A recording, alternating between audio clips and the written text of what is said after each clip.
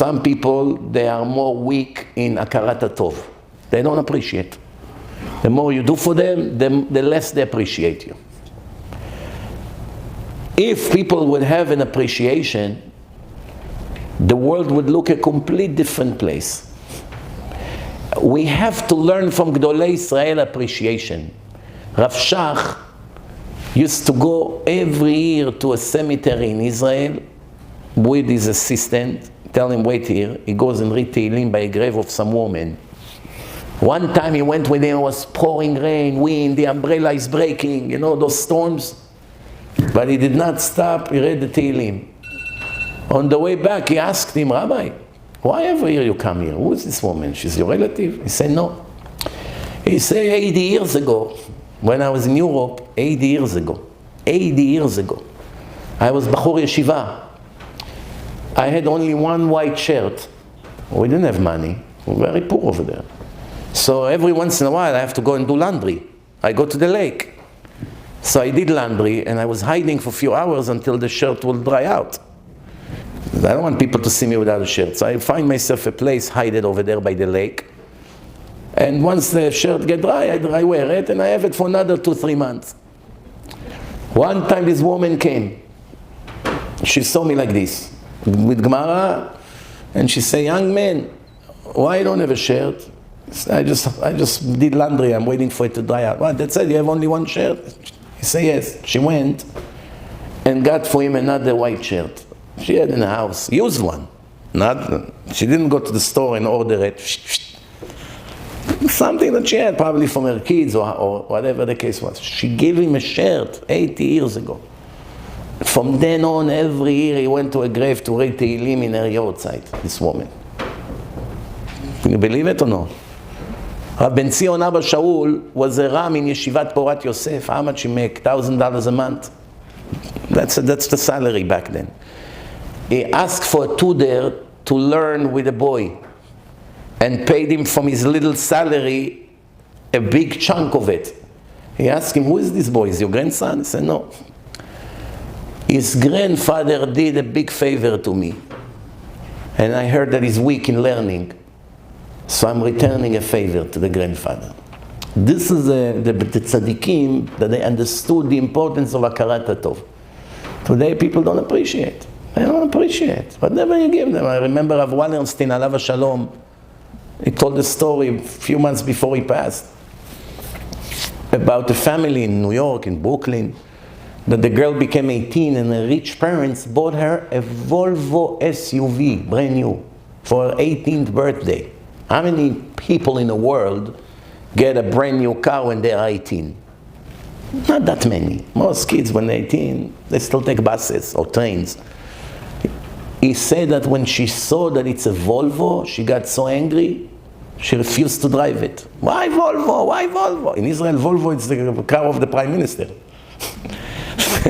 The Prime Minister get a Volvo. In Israel, there's a joke. You want to get a Volvo? You want to be a minister? Over here, it's like car shel homeless, Volvo.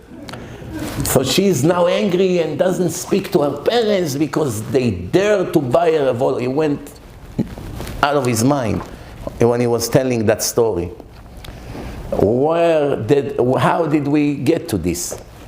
The answer is, when you raise kids without discipline, and you give them and give them and give them, they will never appreciate anything in life. And also they will never be successful also in life. Because at one point no one will serve them like the parents did.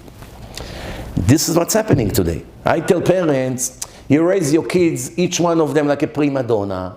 He thinks he's a prince or a princess. They have a maid. They never did laundry. They throw all the clothes, the towels on the floor. They never put things back. They never hang anything on a hanger. They throw the coat. They throw the scarf. Now once in their life they did something in a house. Then one day you get them married. Even if you buy them a house, let's say. You're very nice parents. You bought them a house.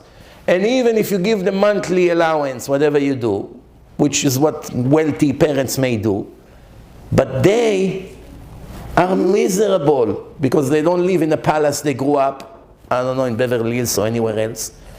And they now live in an apartment, and they don't have the maid live there non-stop and does everything for them. And they have to go to work. and then they get mental breakdown. And I don't have to tell you how the marriage look. So I say to those parents, if you raise children like this, you must give them tons of money until the day they die. If not, you're a criminal. You cannot come and make a person a drug addict and then don't give him the drugs he make, that he's gonna commit suicide. You did something. You have to be responsible for what you did. You cannot raise kids here in America like every one of them is some Saudi sheikh, driving Ferrari when he's 20, living the life, wearing a $100,000 watch, and then one day you get him married and you leave him on his own. What is he going to do? Make $2,000 a week? He's going to commit suicide. That's why it's dangerous. You have to raise them from a very young age with cheshbon, with discipline. That later on, they will appreciate what they have. I had an uncle, we finished with this story. My uncle, Alav Shalom, was a very wealthy man in Israel. Very wealthy. Worth a lot of money, had a lot of businesses. He was a very humble person. Baruch Hashem, the last 2 years of his life, I had the zchut to make him Shomer Shabbat. He was a very tough cookie. He had very good midot, but he wasn't into religion. But mamash, in the end, he became Shomer Shabbat, the last year or two of his life. But he raised my cousins as simple as I was raised. My father wasn't rich. So we grew up in an apartment, you know, we're not rich. They were rich. They had businesses, he could have given them everything. He himself lived very modest, drove an old car. Their house was private, but nothing fancy. And my cousins, every vacation they had from school, went to work in his pizza shop, in the restaurant. He made them work just like the Arabs were working. I remember when I was a kid, I used to think, what kind of an uncle is this? He make his own sons work with the Arabs together in a pizza shop, preparing dough, taking the garbage out, forcing them to come early in the morning to work when we were on vacation. But every one of them became a hard-working person with discipline, serious, appreciate. They grew up big time, each one of them. Why?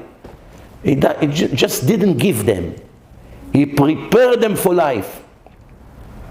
I remember other rich people in Israel. They used to send the rich kids from Tzfon Tel Aviv to be waiters. I asked, why do you have to be a waiter? Your father owns so many businesses here in Tel Aviv. Why? It's not about this. He wants me to earn my own money.